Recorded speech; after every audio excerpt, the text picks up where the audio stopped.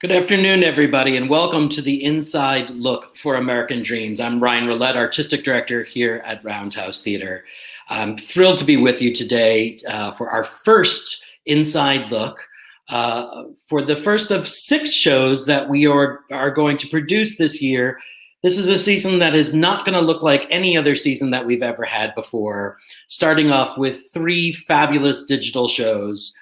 And I am thrilled to have with us today the director and the writer and separately the writer of American Dreams. We're going to start first with the show's director, Tamilla Woodard. Hi, Tamilla. Thank you so much for being with us today. A pleasure. So, Tamilla, tell us a little bit about the origins of this show. This is a piece that started as a live stage play, a live participatory piece, and has now made the journey to digital. Would you talk to us a little bit about how it got started and also just a little bit of your background in creating participatory theater? Sure. I got a call from Leila Buck, who I had heard about, heard tale of, because we were both usual suspects at a theater here, asking if I wanted to sort of think about creating a piece about immigration and immigrants and immigrant policies. And so we met for several months just trying to figure out what to do. And Leila's a solo performer.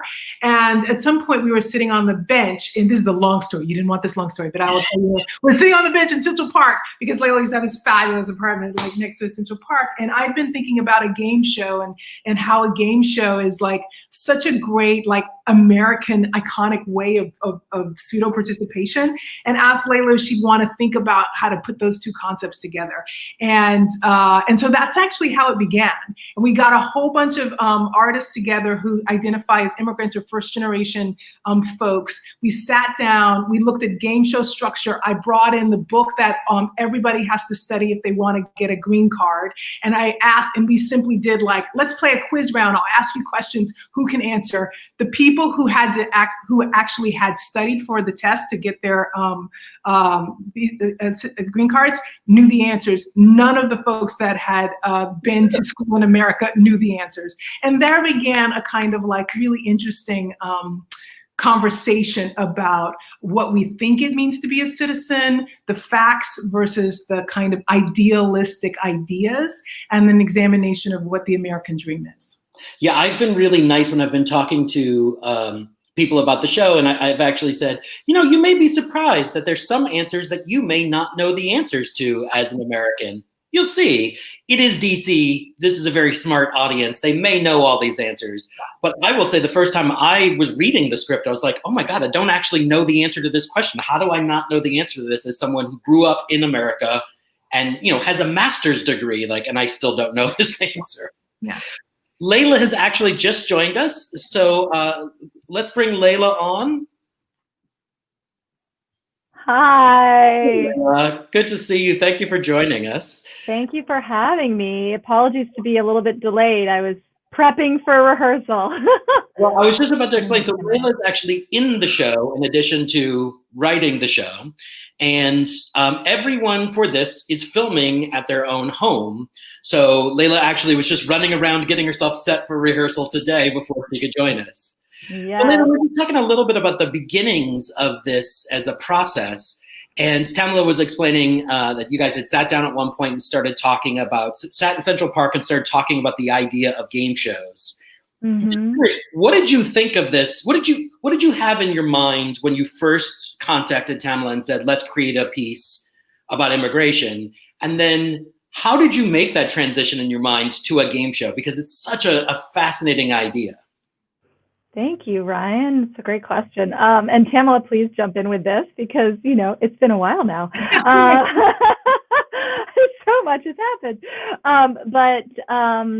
You know, actually, Tamilla and I had been connected by the folks at Noor Theater. I was doing another piece of mine that was, all of my work is in some way connected to, you know, the story of immigrants because my mother is an immigrant and, you know, many of my family and also to what it means to be an American. My father was a diplomat. So for me, that's really why I make work is these conversations about what, in many ways, what we call home, how we seat at home, who we want to share it with, and how that defines us. And I was working on another piece on those themes, and we were doing a reading at New York Theater Workshop with North Theater, and they were looking for a director, and they said, "Ooh, you should meet Tamilla Woodard." And that's how I reached out to Tamilla, and then we started talking, and as we talked, we ended up realizing we wanted to create something, a whole new thing.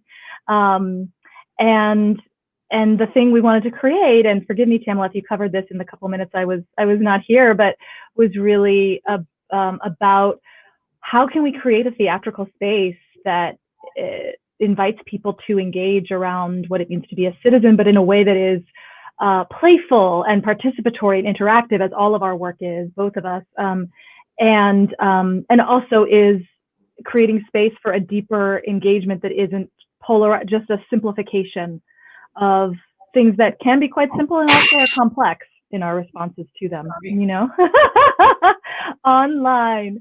And so that was really, and as we started talking about what would that medium be, what would the frame be, what would the structure be, I don't remember how really the game show thing came up. I think it was probably your idea, Tamilla, because I feel like you have that energy so much.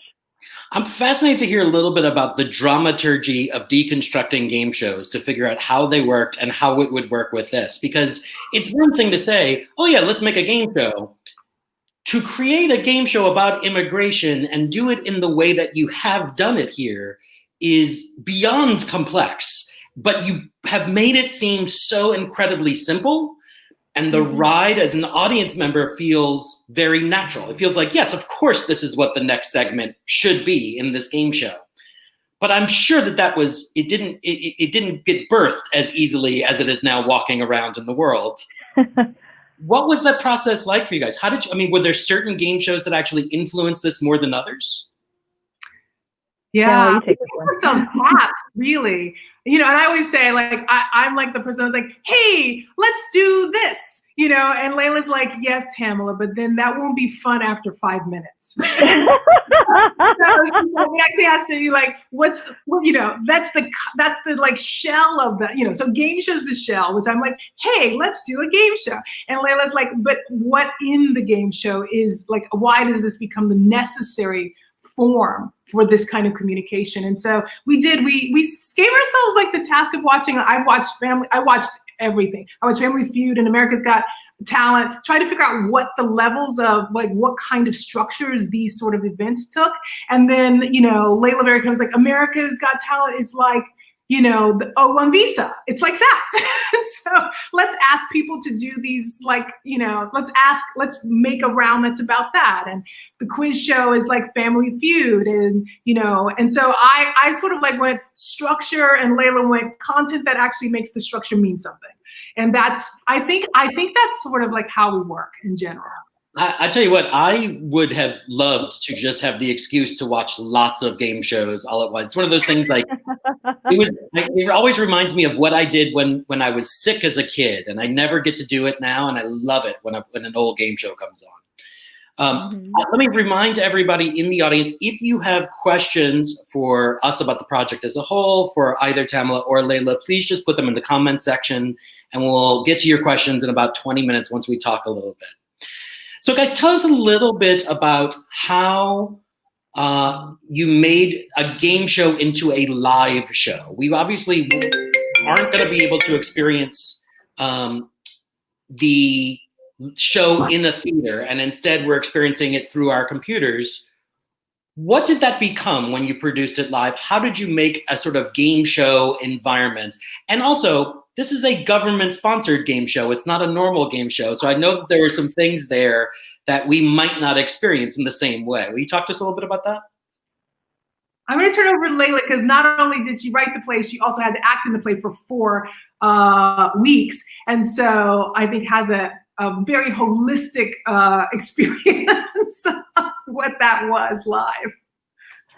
Yes. So the question in terms of like the process of translating it to live, and then the experience of doing it.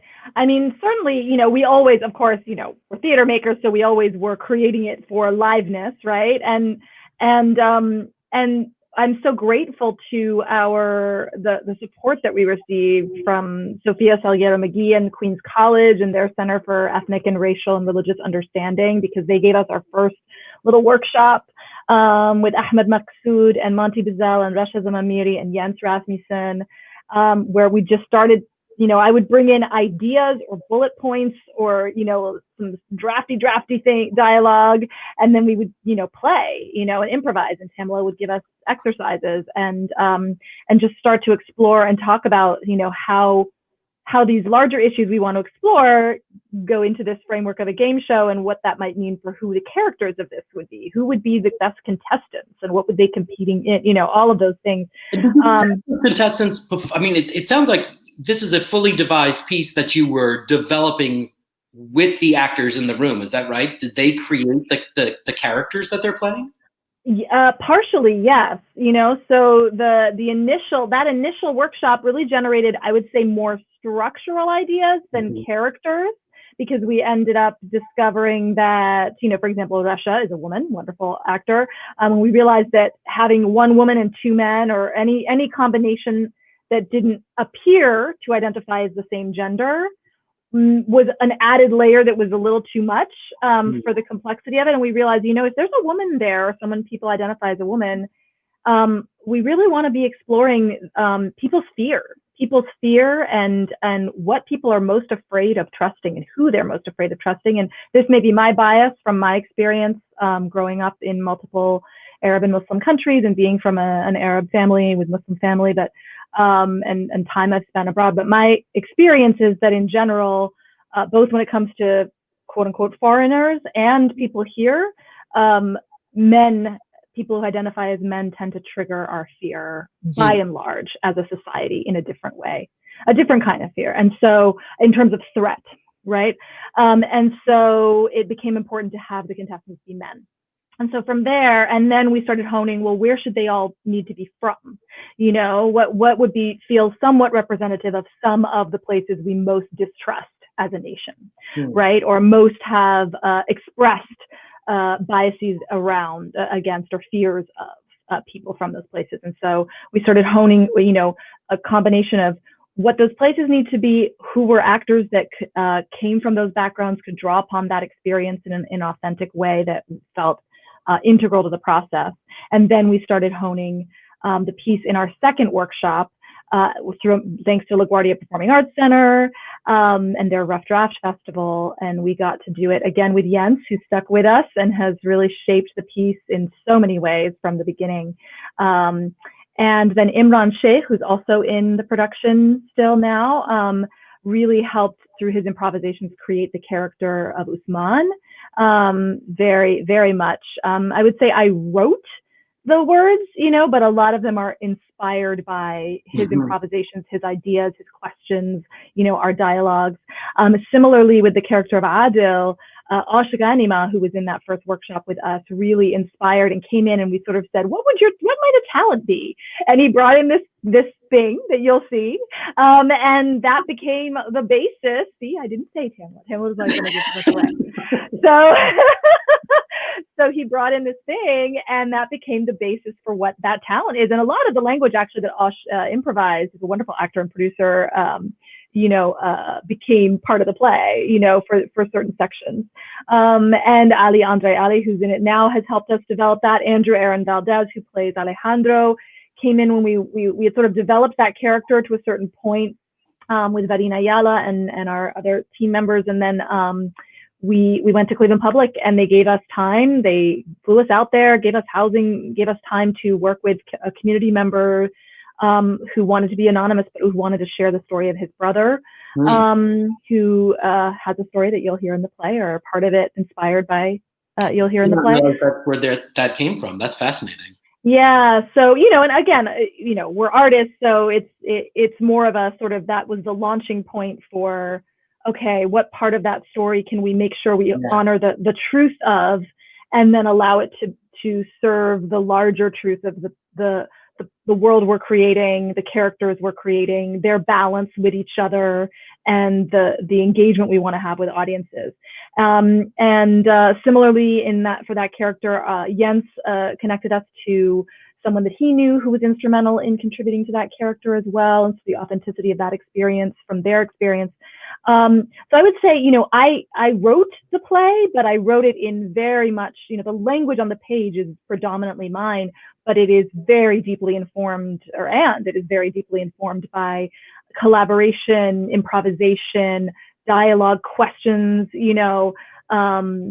that have happened both outside of and inside the rehearsal room. And I would say Tamilla is on every page, every line of this play. Her ideas, we'll do these sessions where she'll sort of go, well, what is this? Well, I mean, and I'll be in the dock doing this, and she'll get, yeah, I think it's got to be something like that. And then I'll sort of put some language, and then we'll, so we really have a really wonderful collaboration that way that is really special to me. And certainly this online version, I can get to that a whole other. Yeah, that was a long answer, but. I would say that, one of the things that is bravest about what you're doing as a playwright with this is that you are allowing your actors to completely improvise with the audience when things, there are moments where they're talking to the audience. And I'm sure that it is absolutely, that some of that is scripted and some of that is, or tightened at least, like, let's not go that far and let's pull back here. But it's a super brave thing to develop a piece this way. So you had this hugely successful production in Cleveland. My understanding is the thought was, before this election, we should take this piece in this, in this presidency that has been so anti-immigrant. We should take this piece and put it and bring it back and put it on a national tour of some sort, try to get it out to theaters around the country. And then the pandemic hit. Translating a piece like this into this medium, into a digital medium, is one of those things that seems super simple. But all of us who have tried to do anything like this have figured out it is not remotely simple in any way, shape, or form. Tamilla, can you tell us a little bit about what the experience has been like trying to take this piece that's already created, has already worked very successfully, and translating it, and literally just from the standpoint of like, where are the actors and what are they filming with? We're not filming a live. It is a live show that changes every night based on the audience that's there, but the actors are not together. No one is in the same room together. How does that work? Yeah, it's, I laugh, and all I was thinking as you were saying was, oh my God. That's the state that I'm in right now. The piece at Cleveland Public worked so well and taught us so much. And it was conceived as a TV show that was traveling across the country. So it already existed as the make-believe was that we were a TV show in a theater. So we just took away the make-believe. And we're like, we're just not a TV show in a theater, we're just a TV show. And that's what we are. And so that became the sort of like guiding principle for us, is that we don't have to pretend anything, we just have to be a TV show on your screen. The actors, and so the given circumstances are the ones we currently have as actual humans. The government can't officially allow people to gather. Therefore, this TV show has to continue with with the hosts performing in their own environment and all of the contestants performing from their countries, because also the borders are closed. So we just took the actual given circumstances of the world, we implemented those. Now our incredible team had to figure out which cameras would work, how to send everybody a machine, a computer that worked, how to hardwire everybody's house so that we weren't using, lovely AT&T or Verizon, but things that can be inconsistent if you're not plugged into the wall, and to create the most sustainable performance environment. All of the actors were sent a giant, a 200-pound box, I think, Leila, of like 17 boxes, basically. I want to take a picture I keep meaning to. I literally have floor to ceiling of the boxes because I'm saving them for return. But yes. Wow. They were sent their set, they were sent their costumes, they were sent their maintenance. And then they were set up with sessions with the scenic designer so that they could put their own set together. And they were set up with the costume designer as they're sort of trying to film themselves in their costume fittings. Should I show you guys? Should I just do a Should I do a camera flip? Yes, please. Totally show the backstage, Leila. All right, here I'm coming to you live from my studio. Luckily, we are literally relocated, my husband and I, to a place because this would not fit in our Brooklyn apartment. So just so you know, and let's see if I can do this right. So that's the backdrop. See, and then you've got, I don't know if you can show, I'm not very good at this, as you can tell. Luckily, we have other people on camera work. But then we've got the rug. Why can't I show you the rug? I'm just going to show you like around here. So that's a light, obviously. That's one of the chairs you'll see in the show. Our blackout curtain, light, the computer setup, that light. Lights. Yeah. There's other things I can't figure out. There's the rug. There's the rug. Ryan cut the rug in half. So it used to be a God. rug. He cut it in half and said half to Leila. Genius. Here's what's fascinating to me is that part of it, like that. First of all, that studio is way bigger than I thought it was. That's crazy. Mm-hmm. And it's amazing to think that everybody's got something like that set up in their home. But also, that's not actually the hardest part of this play. It seems to, I mean, at least it seems like the hardest part of this play is the audience interactive portion of it. Because during the show, we ask the audience to fill out questionnaires. We ask the audience to vote on things. We ask the audience to, at different moments, some audience members are actually there to help audience, the contestants. I say some because I know some people that the idea of that scares them. I think I said to my wife, who hates participatory theater because she's always afraid she's going to get called on. I said, "You're going to love this one because you have to sign up if you want to get called on." And she was like, "Oh, great." And that is that. I'm sorry, but I was just going to say, like, that part of it to me, like the voting on something and then watching the live vote be tabulated in front of me from the audience members that are there is so fascinating. I do not have any idea how you're accomplishing it, but it works so incredibly well. And to me, it goes to a little bit of sort of my bigger question about the play as a whole before we open it up to the audience. Something I said to Tamilla backstage earlier, the more I watch the play, the more I realize that the play is about the audience and not about the contestants. I'm curious to hear a little bit from both of you about what you hope people will take away from this, and to really explain a little bit more about, like, what is the idea of involving the audience in that way? Why aren't we allowed to just sit back and watch this show take place? Can I jump in, or do you want to start, Tamilla? No, please. Oh, are you sure? Mm-hmm. I would say, I was thinking about a thing you said earlier, Ryan, that I was like, about, this inviting the audience to ask questions of the contestants. And for me, that was essential. It's not I may be a strange playwright in that way, but I'm a performer, and I started as a writer performer. And what I love about the solo work, when it's good, or when you're doing it, I think hopefully with integrity, is that it allows you to engage with the audience in a different way because it's just you. And if you keep it low tech, you can change things. You can adapt to who's in the room. And you're in a basement or an auditorium or a giant theater, it's a different experience, or a town hall meeting, and for me, that's why we do theater. It's why, like, to me, I love no offense to scripted theater, and sort of, more traditional theater, but to me, and theater has something that things that are recorded cannot do, which is I'm in the space with you. We are together, breathing together. So to me, that is an essential component of anything that I create. And so the moments of inviting the audience to engage are essential, especially in a piece that is about exploring what it means to be a citizen. Oh, did we lose Tamilla? I'm here. Oh, there she is. You went all yellow for a second. You went all yellow. I was like, ooh.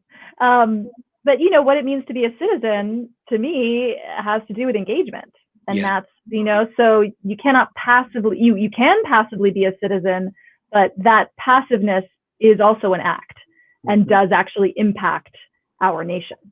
And so, or our community, whatever, take it to a smaller level, whatever that group is that you're part of, your participation or lack thereof impacts that group that you belong to in some way. And so how, to me, that was essential to this form. And translating it to online has been interesting because it's more challenging technically. You know, you can't just decide, oh, hey, we're going to ad lib this thing in this moment. And, you know,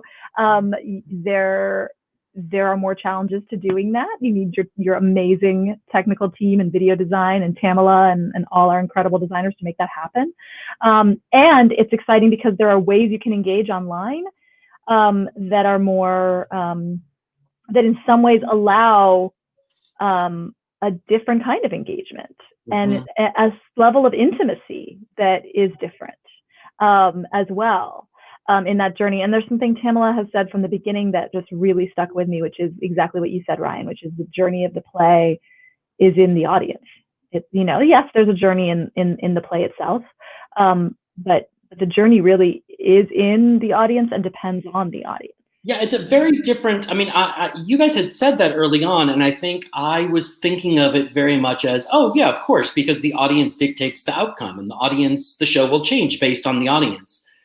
But it didn't occur to me until I was experiencing it for the second time, how much it's actually the audience's response to every single moment in the play, and how different the audience response can be, you know, in terms of how they relate to one character or another, which I think is going to be fascinating as you travel through the country.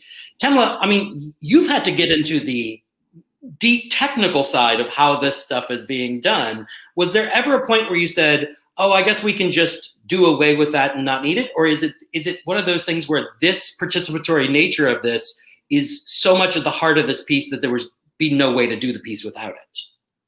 I personally would never do anything that didn't deeply involve a kind of like excessive liveness in anything I do. It's like, what's the point? So that was never an option. But the reason this piece was so incredibly like the right one is because it already had structurally, it was informed by that and couldn't survive without it. So we were called to figure it out. And I really love that challenge. And Leila took up the challenge with me to figure out how do we create excessive liveness in a form that over the last 5 months, we've had a lot of our sort of usual suspects of theater, you know, really feel nostalgic about the loss of liveness. And, and just said to ourselves, we have to seek, you know, I say this to my students, seek satisfaction. Like, don't stop until you're satisfied with what this experience is for us as artists, but also for our audiences who are indeed, you guys are the play. Well, and I think, you know, the thing that you've captured that's so good, it goes back to a little bit what you were saying, Leila, about just being in a live space with each other. I mean, the one thing that digital struggles to capture, we can tell the same stories, we can use lots of the same things, but that sense of breathing air together is not very apparent in most digital pieces. With this one, it's super apparent. It's apparent in the sense of like, somebody might accidentally turn on their mic for a second, you know, like, and that's part of the fun of it, I think, is that you literally are hearing and seeing the audience around you as you're experiencing it. And you can start to, in many places where the whole audience is questions about things, you can start to go, oh, wow, I don't see this the same way that these audience members do. Or, oh, we're all very similar. And I think that part of it becomes such a deep personal exploration and reminds us of what it is to actually be in a space with each other. So kudos to both of you, because it is something that I didn't know was even possible in the digital space. Thank you, Ryan. Before we open up for questions, Leila, I just want to ask you quickly, I know you have some Bethesda connections. Tell us a little bit about that. Since we're not in our theater, and I so wish we were in our theater so that you could be there with us in the space, but I assume some family members maybe would have joined us today if we were in the theater. Would you tell us? Yes. Yeah, sure. Well, you know, my father, my parents live in Bethesda now. You know, I grew up inside DC, and then in multiple Arab countries, but in DC when we were in the States. And 20 years ago, they moved to Bethesda. So that is where I visit when I go home for the holidays. And we're going to claim you as the Bethesda native playwright. Even though you grew up all over the world, we will claim you as ours.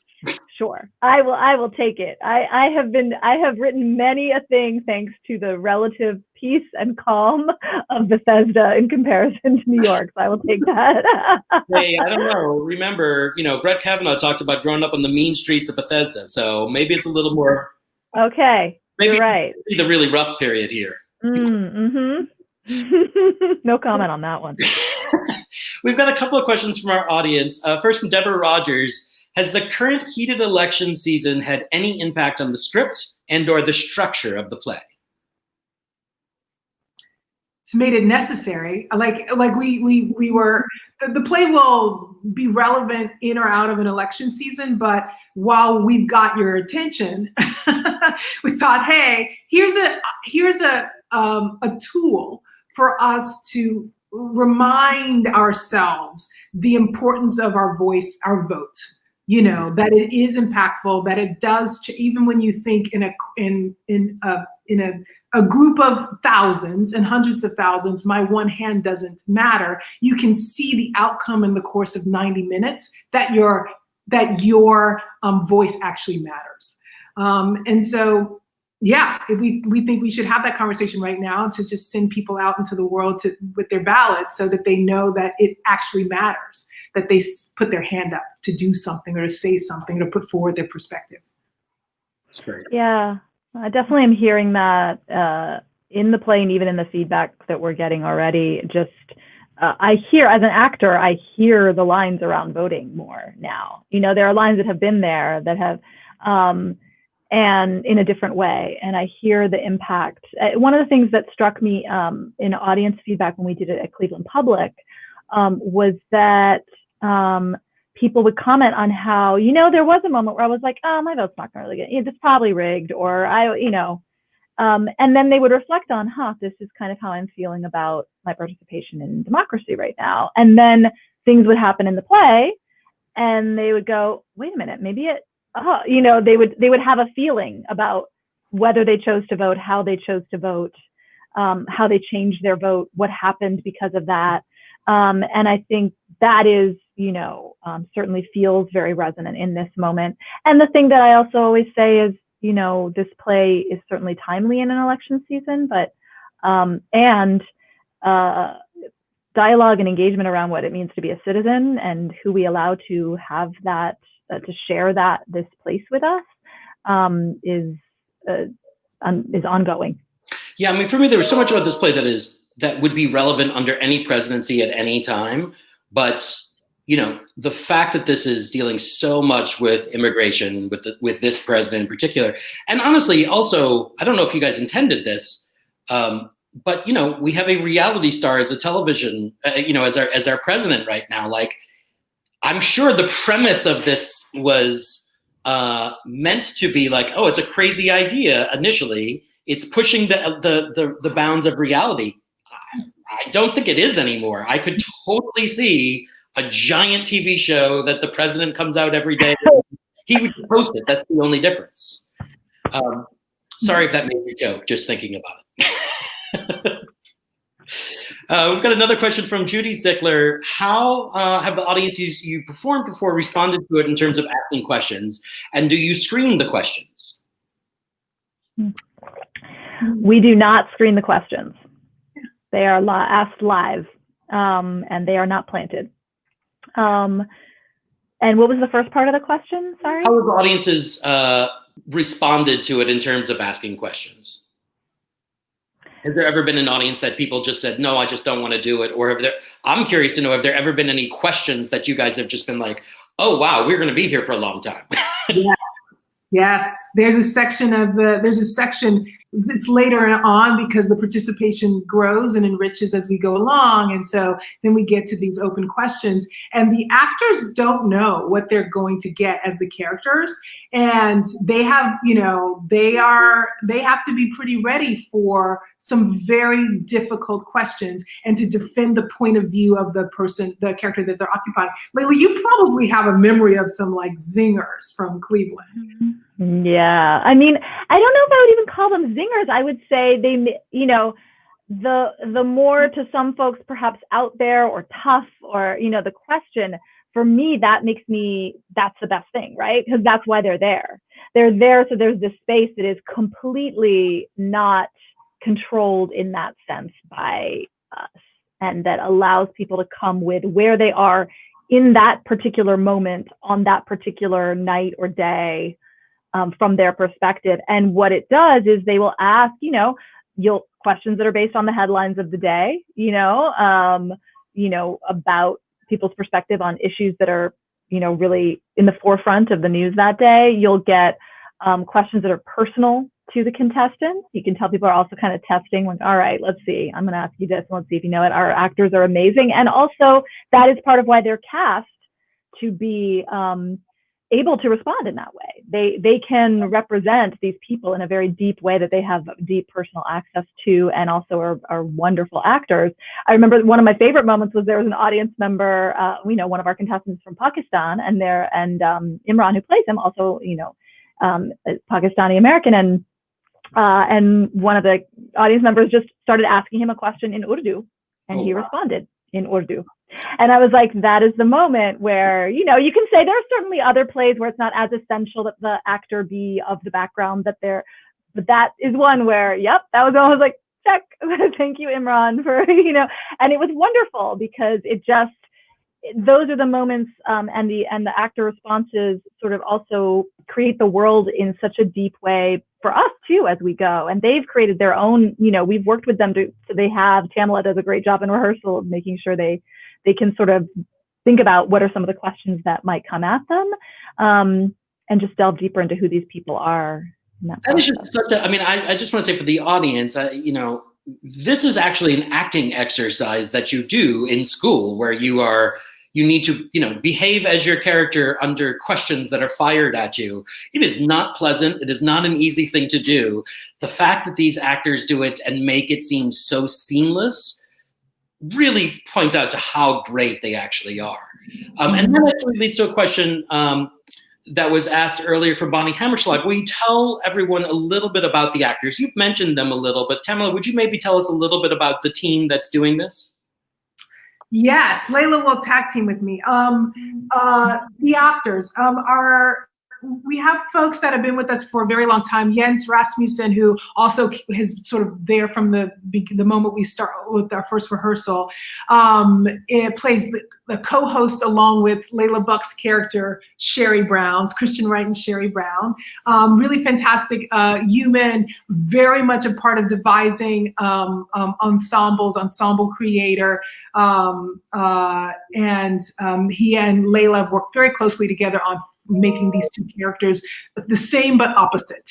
And and Jens often is sort of in there helping us sort of check the perspective of his character, who I think takes a lot, is the POV of a lot of our audience.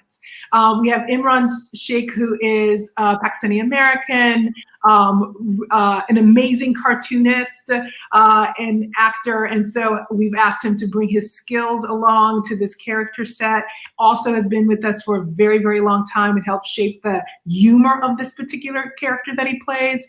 We have Alejandre Ali, who Leila and I have worked with many times and have had the privilege of just watching like bloom from this very young performer into the man that you see before you today.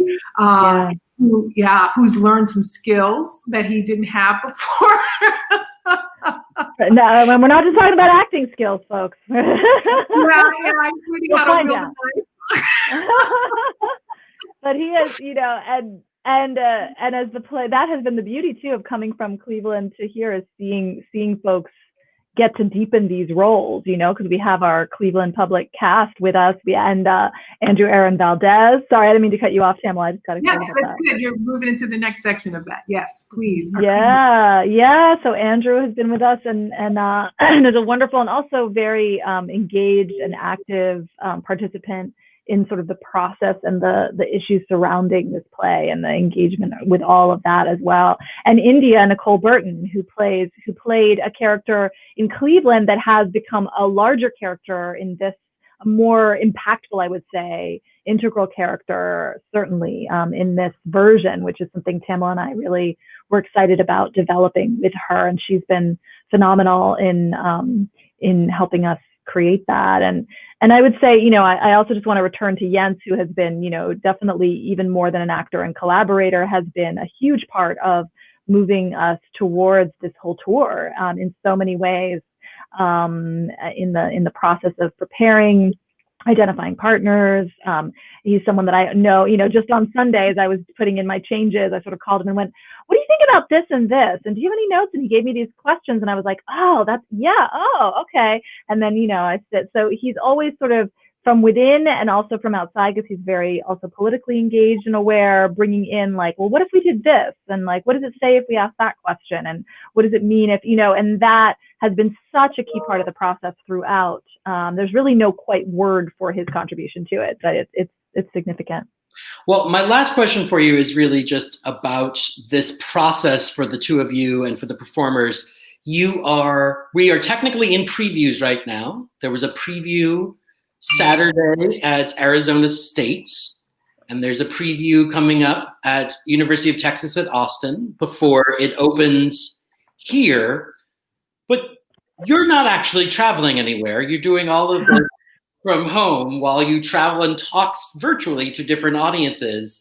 I know you haven't had the chance to do too many audiences yet, but I'm curious to hear, how did I think you had a talk back after the ASU performance. Did you get the chance to talk to some of the audience? What was people's experience of the show the other day? It was do you want to talk about it? Go ahead, Tim. Go ahead. Thrilling. It was thrilling. It's exactly what we needed after that week. We were just like, oh, great, thank you.